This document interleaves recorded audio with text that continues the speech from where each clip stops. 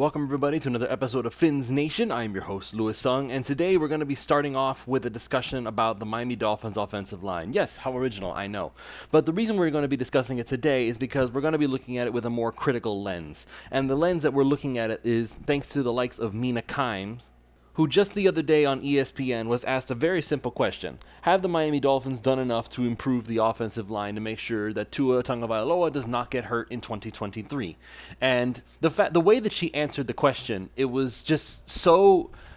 In some ways, it was very subtle, and in some ways, it just kind of felt over the top. And I'll go ahead and explain what I mean by that in just a moment. But before that, really quick, before we get too far into it, just want to go ahead and mention that this show is brought to you by our friends over at You Brake Wheel Fix. You Brake Wheel Fix is the complete automotive wheel solution. Ever parked too close to the sidewalk curb? You Brake Wheel Fix specializes in the repair of damaged wheels from bends, cracks, or curb rash. Or maybe your wheels are faded or peeling? You don't need to replace them, as You Brake Wheel Fix can refinish them to like new. Offering complete refinish options through powder coating, machining, and polishing, You Brake Wheel Fix is the answer to all of your wheel needs. And if you're just looking to give your ride a new look, You Brake Wheel Fix also offers many car customizing options, such as new custom wheels and tires from your favorite brands, performance upgrades, window tinting, and suspension modifications, among several others. Located just south of Aventura, you can reach Mark and his staff at 305-748-0112 or online at youbrakewheelfix.com. They are really active on all social media platforms at You Brake Wheel Fix, so shoot them a DM on Instagram, Facebook, or Twitter and get an estimate in just minutes. So don't delay, go to You Brake Wheel Fix and start customizing your ride to show off your Dolphins fandom today.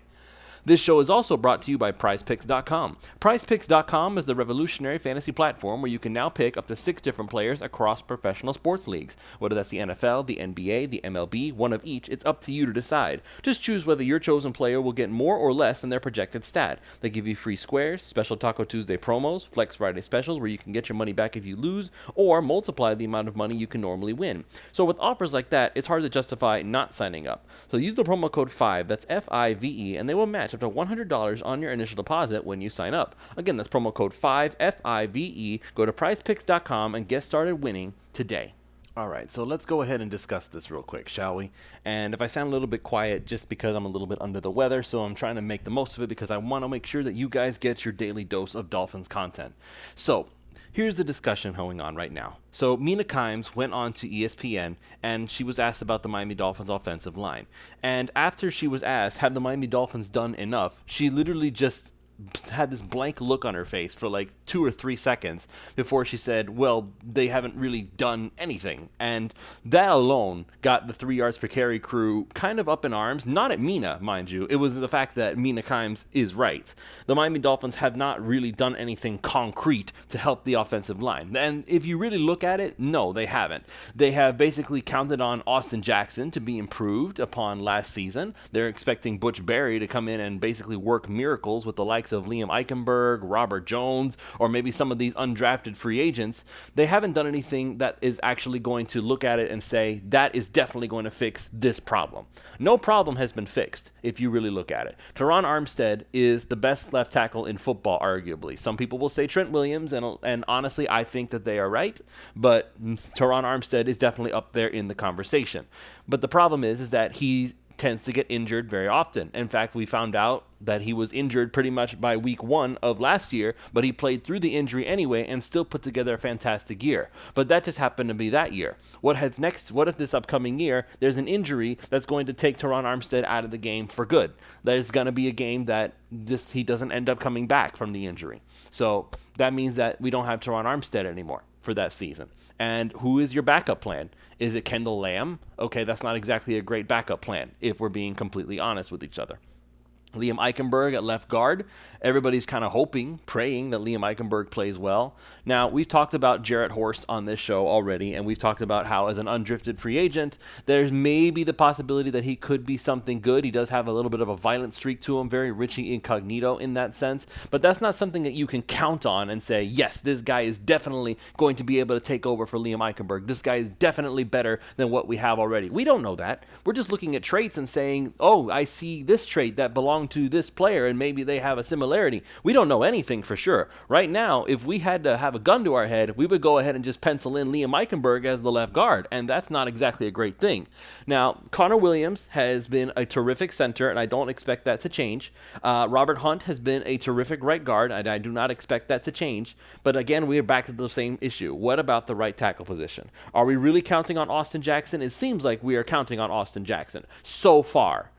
I have said multiple times on this show already that I still believe the Miami Dolphins are not done yet. I firmly believe that, yes, I think Dalvin Cook will be a Miami Dolphin come June 1st, I think, or at least sometime after June 1st. He's going to become a Miami Dolphin once they have the money to add his contract, thanks to the Byron Jones post-June 1st designation. And I firmly believe that Cameron Fleming will eventually be signed to the Miami Dolphins. He will rejoin Butch Barry. Maybe he'll take a $3 million per year contract, and that would be enough to be able to act as the swing tackle. Or if he turns out to be better than what's already there, he would basically become the starter again. And if that's the case, based on what we saw last season under the coaching of Butch Barry and the Denver Broncos, I would be perfectly fine with that. Cameron Fleming is not a superstar by any means, but he was pretty good as far as anyone else is concerned. And I know that 3 yards per carry crew love the idea of Cameron Fleming. A lot of other people are loving the idea of Cameron Fleming. Some people have discussed the possibility of maybe Taylor Lewan. Taylor Lewan himself has come out and said that the Miami Dolphins have reached out to him. Is there any mutual interest? Somehow I doubt it at this point. I recently saw a story the other day that Taylor Lewan is actually suing Dr. James Andrews for malpractice. So it seems to me that it's very unlikely that Taylor Lewan is actually ready to play. If he's about to sue one of the most renowned knee doctors in the NFL for apparently not performing very well on his knee. So I'm not exactly going to hold my breath on the whole Taylor Lewan's concept. So let's move on from that. We're kind of right back to Cam Fleming, aren't we? And if that is the case, then, again, I'm not really all that upset about it. I think Cameron Fleming is a fantastic option for the Miami Dolphins at this point. It's not like the options are very abundant. But this does speak to a broader narrative here, doesn't it? Once again, we're under the impression that the Miami Dolphins do not seem to really be all that concerned with the offensive line, even though every single sign over the past 2, 3, 4, 5, 10 years says that we should absolutely be concerned with the Miami Dolphins offensive line, because it doesn't seem like they've been able to fix it through drafting or just plain old bad luck with free agents. We've had really good players before. I distinctly remember when the Miami Dolphins signed Josh Sitton, and for that one game that he was healthy, he was the best offensive lineman on that field for the Miami Dolphins. But again, it was just the one game that he was healthy, and then he never came back. It's like, oops. So another bad luck injury for the Miami Dolphins. So, oh well, we kind of have to just try again. The Miami Dolphins, I think they got lucky with Teron Armstead. He was able to play through his injury. Connor Williams at center was a fantastic signing. I think the Miami Dolphins would be wise to bring him back as soon as possible. Give him an extension. Try to save some money by doing it, at least in the first starting part of it. I'm all for that. I think that he deserves it. Now, Robert Hunt, I think the Miami Dolphins should re-sign almost immediately, because after the way that the Miami Dolphins have not had much luck at offensive line, if you can find one who's really good, I'm paying him. I'm giving him whatever money not whatever money he wants. Let me reel it back a little bit. Not whatever money he wants. It's not like Robert Hunt is the best offensive lineman in football, but as far as who's on the line right now, I'm definitely giving Robert Hunt some money to stick around, because I don't know who you're going to replace him with. If you're expecting some of these undrafted free agents to come in and take over once Robert Hunt leaves, I'm not holding my breath on that. I would love if they come out and surprise us. I would love if that turns out to be the case, but I can't count on that. So here comes the broader narrative again. Are the Miami Dolphins being negligent with the offensive line? I still think they're going to sign Cameron Fleming, but at least right now, if you look at it from the perspective of Mina Kimes, who is looking at this situation and saying, what have the Dolphins done? It's very easy to say they've done absolutely nothing. And one quote that came out from Chris Grier, and I think I discussed it briefly on this show before, but I'm going to go ahead and bring it back up again just to reiterate it and show why this is a concern for so many people. Back on April 28th, Chris Grier and Mike McDaniel went ahead and discussed their draft and addressed the question of why they did not take a tight end or an offensive lineman when they had the opportunity to do so, because, again, they went with Cam Smith with the 51st overall pick, which is a cornerback, and I gave my initial reactions and my revised reactions after I had some time to think about it. And, of course, at running back, they went with Devon Achane, who is a fantastic player. Don't get me wrong, I'm very excited about it, but yes, he doesn't exactly fit the perceived position of need, which was, again, tight end and offensive line. There was no need at running back. That is is very much a luxury pick. Mike McDaniel's very happy about it. He's very excited to have Devon Achane, and I know that Vic Fangio is jumping at the bit to be able to get to play with Cam Smith. But now, where does that leave offensive line and tight end? And they were asked about it straight up. And now here's Chris Grier. And I'm going to go ahead and read the exact quote word for word, so that way nobody can say that I'm leaving anything out or that I'm misconstruing a quote or anything like that. This is line for line, word for word, exactly what he said. He said, quote, "You know, when we do our board, we go through it, and there were a lot of good players that were picked 2 ahead of us. We look at every position, we go through it. I think you guys are probably more worried than we are in terms of the position depth at those spots you talked about. But at the end of the day, we added a good football player, we're happy, and like we say, it doesn't end with the draft. There's still guys we're talking to in free agency on the streets. So we're still working through it, and we'll keep adding the players we think fit for us." Unquote. So, that's the whole thing. That was the whole discussion regarding offensive line, tight end, the positions of need that has been perceived by Miami Dolphins fans, reporters, and everyone else. Here comes Chris Grier basically saying, yes, you guys are more worried about it than we are. Well, what is it about this roster? What is it about the players that are already here that gives Chris Grier such a deep sense of confidence? And Mike McDaniel, too. We can't leave him out of it, because it's not like Mike McDaniel is glaring at Chris Grier across the table saying, why are you not getting me an offensive lineman? In fact, we found out that it was Mike McDaniel actively pushing against the idea of picking an offensive lineman or signing extra offensive linemen, because he wanted to add weapons for Tua. He was the one saying that we're not going to shore up the offensive line. We don't need to shore up the offensive line. We need to get Tua some weapons that can get yards after the catch and make my offense go. And in some extent, that decision was justified, because we saw what the offense looked like in 2022. It was probably the most explosive, best offense that we have seen from the Miami Dolphins. I'm trying to figure out when we would have a really good one. I would say 2016, when Jay Ajayi was running the football. Even before that, you could probably go all the way back to 2008 when Chad Pennington was the quarterback. Because I keep trying to look back in my mind. When was the last time the Miami Dolphins had a really, really good offense? Like this borderline unstoppable offense that they had for such a while during 2022. And I can't think of anything beyond those 2 years. And even then, it was not as effective as what we saw with Mike McDaniel, Tua Tagovailoa, and Chris Grier's offense that was basically built from the ground up to be the way that it is. And they did invest in some offensive linemen, Teron Armstead and Connor Williams, obviously. And they had to end up going out and getting other people. They had to go sign Kendall Lamb. They had to go sign Brandon Shell off the street. They tried to sign Eric Fisher. That didn't work out so good. They tried to bring in a lot of people, and it didn't work out.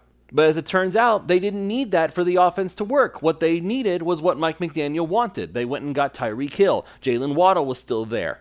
They added Raheem Mostert. They added Jeff Wilson. They added a lot of different weapons for Tua Tagovailoa to play with, and it turned out to be exactly what the offense needed to go. Now, defenses adjusted, as they always do, and I am sure that Mike McDaniel is going to make some counter adjustments with Tua now that he's going to be healthy, he's ready to go, and hopefully they will do some addressing of the offensive line. But the idea that Chris Grier has not done anything, it's unfortunately not exactly a false one. Chris Grier hasn't really done anything aside from signing some undrafted free agents and then drafting Ryan Hayes with the 7th round draft pick that they had this year. The only one who's really done anything, and this is a stretch if you really think about it, is that they fired Matt Applebaum at offensive line coach and they signed Butch Barry. Okay, I mean, great. I guess Mike McDaniel trusts Butch Barry, and I know that Butch Barry has worked with a lot of different players. I know that one of the Miami Hurricanes undrafted free agents, I believe his name is DJ Shafe. I'm not sure if that's how you say it. I know that he worked with Butch Barry, and I know that Butch Barry worked with Cameron Fleming in Denver, so there's probably a connection there, and that's why I still think they're going to sign him. But with that in mind, they still haven't actually done anything today. As of today, the offensive line is still just about in the same position it was last time. And Mina Kimes basically said she loves this roster from top to bottom in every single way. She didn't even mention anything about Tua Tagovailoa being often injured, or the fact that this team is going to be held back by the fact that Tua will be hurt, or blah, blah, blah. All those usual talking points. She didn't even mention that. All she mentioned, and this is an indisputable fact, is that the offensive line could have the potential to hold back this offense. Because there were so many times, even as explosive as this offense was, we were looking at it and saying, man, they could be even better if there was not a revolving door at left guard, or if there wasn't a revolving door at right tackle. And just think about that. We were this good with those guys there messing things up. If they were able to address it this offseason, and maybe they still will, maybe Cameron Fleming does still show up. I still think that he will. But if they were able to address it this offseason, where would the weak point be on this team at this point? Where would it be? They went ahead and they got safety, got Deshaun Elliott. I know that they're going to be looking at Jalen Ramsey now because Jalen Ramsey being a chess piece all over the defense. That's why I think they went ahead and drafted Cam Smith so that way Jalen Ramsey would be free to roam about the field. The linebacker position has been shored up now that David Long Jr. is here, and Jerome Baker is going to be able to do more of what he does best. They went ahead and they addressed the defensive line to some extent. I know that Raekwon Davis is coming back. I know that Zach Sealer and Christian Wilkins are still going to be there. This team is going to focus more on the edge players. I know that they are, because you have so many incredible players. Andrew Van Ginkel was convinced to sign back in Miami on a one-year deal by Vic Fangio himself, who basically looked at him and said, listen, dude, I want you to come back to Miami. I've got plans for you. And if that's the case, I can't wait to see it, because if Andrew Van Ginkel can somehow have a breakout season with Vic Fangio leading the charge, then kudos to him on that. And of course, Bradley Chubb is going to be playing with Vic Fangio again. They did a really good job back then.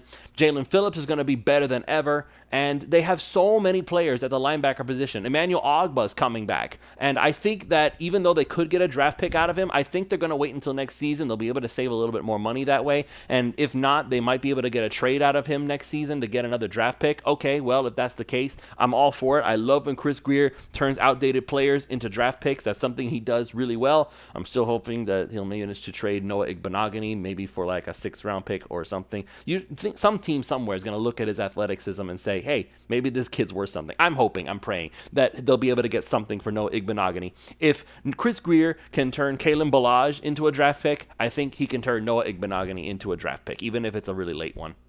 So what's the end point of all this? Is the Miami Dolphins offensive line going to be the downfall for this season? Hopefully not.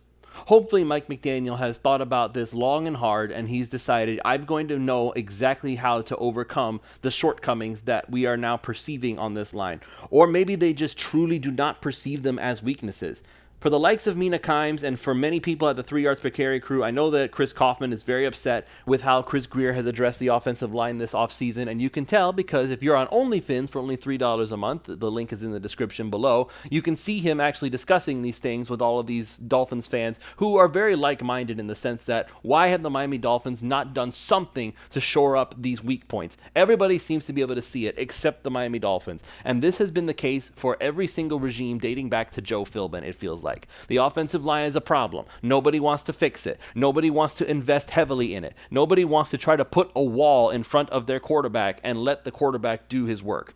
And that has been the problem ever since Joe Philbin. There's been Adam Gase, there's been Brian Flores, now Mike McDaniel, and they're still not looking at this offensive line and saying, we just need to make sure that every single position on this line is at least on paper, at the very top, forget the depth of it, at least the starting 5 need to be proven players, or at the very least, high, young, promising players with a very good background in being a good offensive lineman, someone like the likes of a Laramie Tunsil kind of good. These are the kinds of players the Miami Dolphins need to invest in.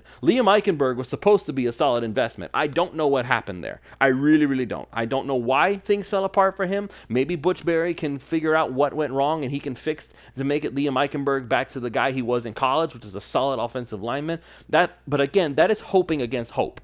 I do agree with Mina on one thing. They need to do something about this offensive line. I really believe that this year could be the year for the Miami Dolphins, but there is this one weak spot, and it could be a problem if they don't address it. And I'm still hoping that Cameron Fleming will be signing his contract shortly after June 1st because he knows Butch Barry, and basically he's holding out for him. He came in for a visit, and the Dolphins, to my knowledge anyway, are the only team that he has visited with. So I can only imagine that Cameron Fleming was told by Butch Barry, listen, dude, I know how you play. I want to make you shine, and if you just stick around for a little longer, just hang on, wait for us to get some money in so that we can sign you, then we'll go ahead and we'll get to work. I'm hoping that that's the case because I feel like that would go a long way in shoring up everybody's concerns and making it so that this season doesn't look quite as daunting. And even then, mind you, I'm talking about daunting in the sense that everything looks fantastic, really, except that line. And if you're able to fix that line, there's not a single thing that Dolphins fans can look at and say, well, this is a real concern. Tight end is a need, don't get me wrong, because I just don't think Durham Smythe is that special. But you don't really need special right now at tight end because you have special literally everywhere else. So I'm excited for this season. If they sign Cam Fleming, I'm going to go ahead and just say Dolphins are making the playoffs. I don't care what happens, aside from Tua actually missing more than half the season. So thank you all so much for joining me. We're going to go ahead and cut it off here. And by the way, if you haven't already done so, make sure you're checking out You Break Wheel Fix if you need to get your wheels fixed up. If they're faded or they're peeling, don't replace them. Just call You Break Wheel Fix by calling Mark and his staff at 305-748-0112 or online at youbreakwheelfix.com. And of course, go to prizepicks.com if you're any kind of fantasy sports fan. Just use the promo code 5, that's FIVE, and they will match up to $100 on your initial deposit when you sign up. That means that if you sign up using our promo code, they put in $100, you will get $100 if you put in $100. They literally give you $100 of their dollars for you to play with before you even have to touch your money. So go to prizepicks.com, get started winning today. That's going to be it for this episode. We will see you all next time for another episode of Fins Nation.